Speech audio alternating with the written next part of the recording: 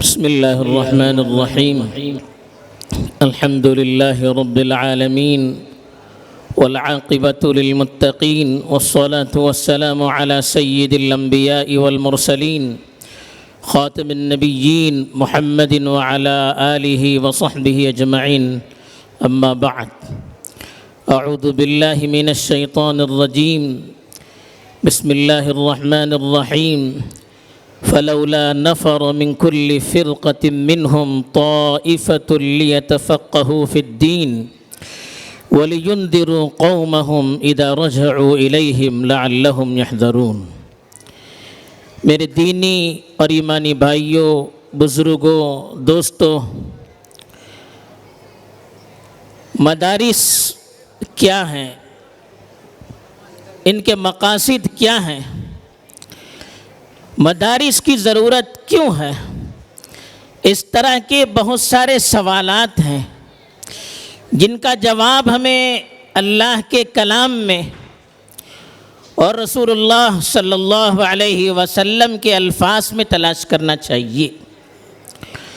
قرآن مجید میں اللہ تعالیٰ نے زور دیا ہے کہ ایک ایسی جماعت ہونی چاہیے، کچھ لوگ ایسے ہونے چاہیے جو دینی علم کے لیے اپنے آپ کو فارغ کرے، جو پہلے کہیں جا کر علم دین کو حاصل کرے، پوری پختگی کے ساتھ، پوری مہارت کے ساتھ، اور پھر جب پختگی حاصل ہو جائے، دین کی سمجھ بوجھ حاصل ہو جائے، تو اس پیغام کو اپنے علاقے میں جا کر لوگوں تک پہنچائیں۔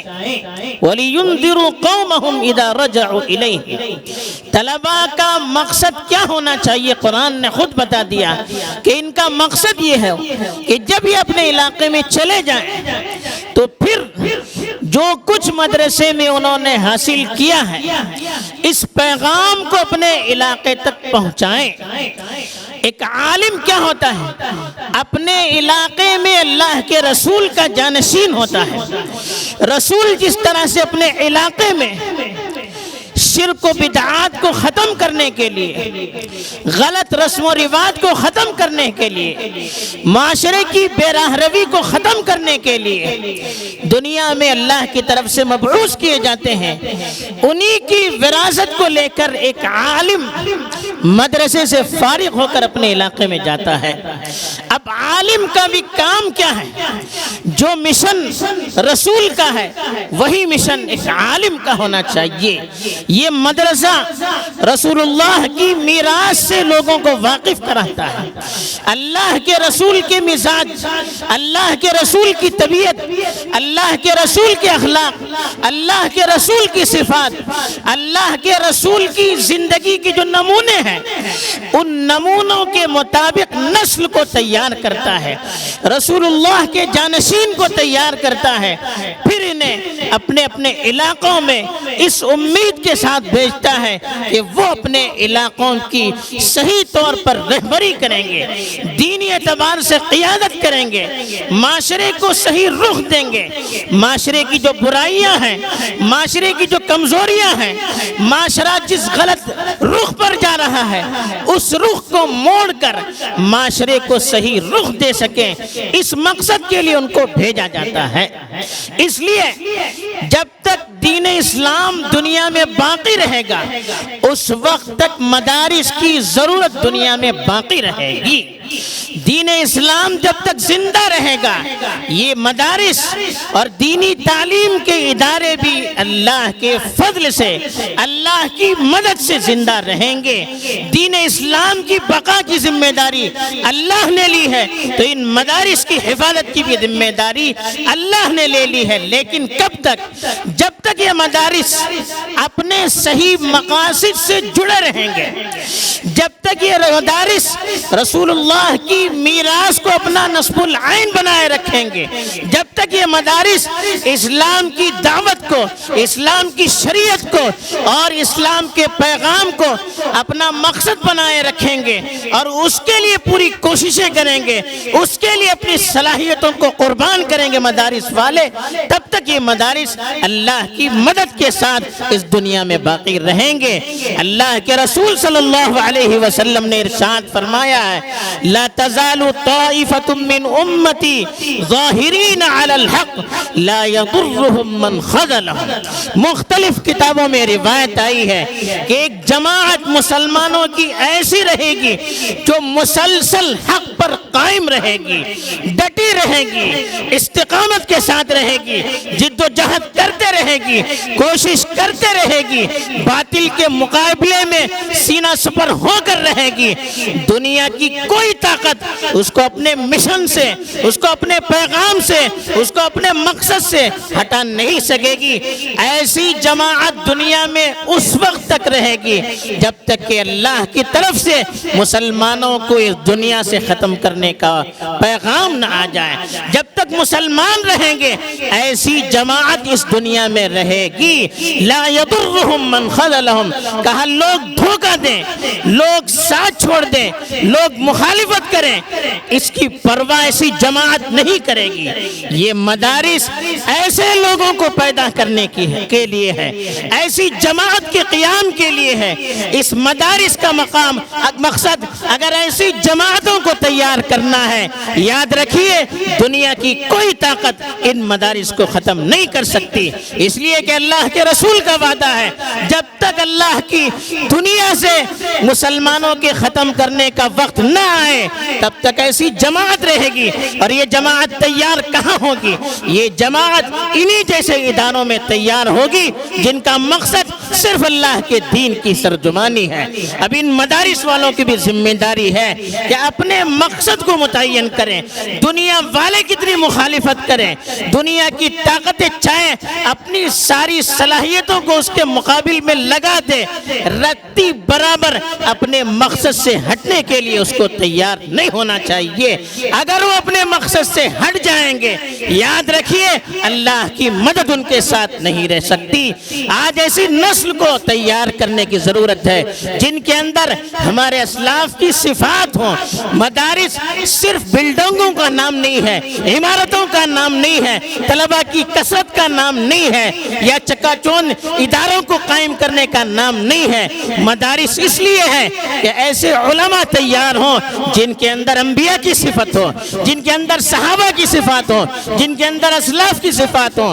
آج مدارس میں ایسے لوگوں کو تیار کرنے کی ضرورت ہے جن کے اندر زہد ہو، دنیا سے بے رغبتی ہو، مطلب یہ کہ دنیا کی محبت ان کے دل میں نہ ہو، دنیا کی چمک ان کو متاثر نہ کر سکے۔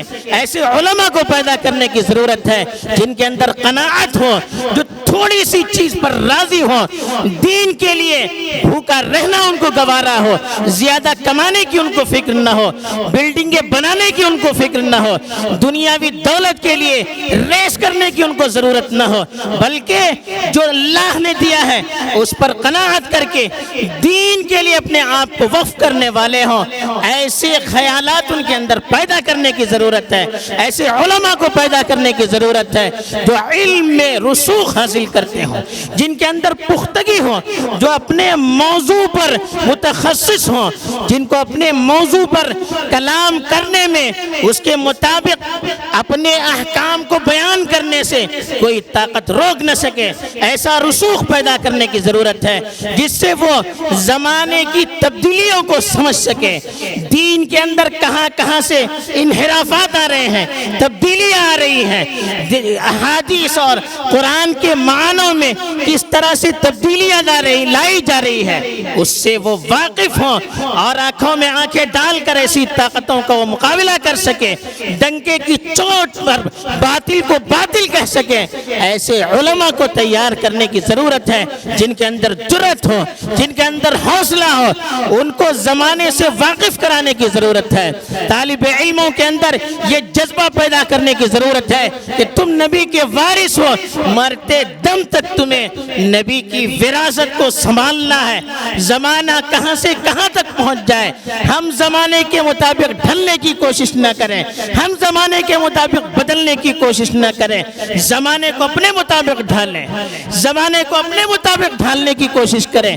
نبی اس لیے نہیں آئے تھے کہ زمانے کے مطابق وہ بدل جائیں، زمانے کی رخ پر چلنے لگے۔ انبیاء کی بعثت اس لیے ہوئی تھی کہ نبیوں کو کہ معاشرے کو اپنے مطابق ڈھالیں، معاشرے کے رخ کو سیدھا کریں، نہیں کہ ہم معاشرے کے پیچھے چل پڑیں۔ یہ فکر، یہ جذبہ، یہ ان کے اندر پیدا کرنے کی ضرورت ہے۔ اگر ایسے علماء کو ہم نے پیدا نہیں کیا تو پھر کل کو جو ثمرات مدارس کے ہونے چاہیے وہ ثمرات ہمیں نظر نہیں آئیں گے۔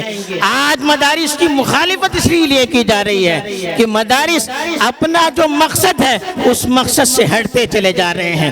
مدارس سے ایسے علماء نہیں نکل رہے ہیں جو معاشرے کو صحیح رخ دے سکے، جو معاشرے کے اندر جرأت اور بیداری کے ساتھ کام کر سکے، جو دنیا والوں کے معیار سے اپنے آپ کو اوپر سمجھے، جو دنیا میں پھنس کر متاثر نہ ہو۔ قرآن نے مثال دی قارون کی قوم کے بارے میں، فخرج علی قومه فی زینتہ قال الذین یریدون الحیاۃ الدنیا یا لیت لنا مثل ما اوتی قارون انہ لذو حظ عظیم۔ جب قارون اپنی شان کے ساتھ نکلا تو لوگوں نے کہا جو دنیا دار تھے، کہا کہ کاش ہمیں بھی اسی طرح سے دھن دولت مل سکے، ہمارا بھی نصیب ایسا ہو جیسے قارون کا ہے۔ تو اس وقت علماء نے کہا وقال الذین اوتوا العلم ویلکم ثواب اللہ خیر لمن آمن وعمل صالحا۔ علماء نے ڈنکے کی چوٹ پر کہا اگر آپ قارون کی طرح بننا چاہیں گے تو آپ کے لیے بربادی ہے۔ علماء اس نظر سے دنیا کو دیکھیں، دنیا والوں کی نظر سے دنیا کو نہ دیکھیں، بلکہ دنیا والوں کی نظر سے اپنی نظروں کو اوپر رکھیں، حقیقت پر ان کی نظر ہو، چھلکوں پر ان کی نظر نہ ہو۔ مغز کو دیکھیں، مقاصد کو دیکھیں، اس ڈیزائن کو نہ دیکھیں، چمک دمک کو نہ دیکھیں، کیا حقیقت ہے، کیا نقلی ہے، کیا صحیح ہے، کیا غلط ہے، کیا کھرا ہے، کیا کھوٹا ہے۔ اس میں فرق کرنے کی صلاحیت انہی مدارس کے طلبہ کے اندر پیدا کرنے کی ضرورت ہے۔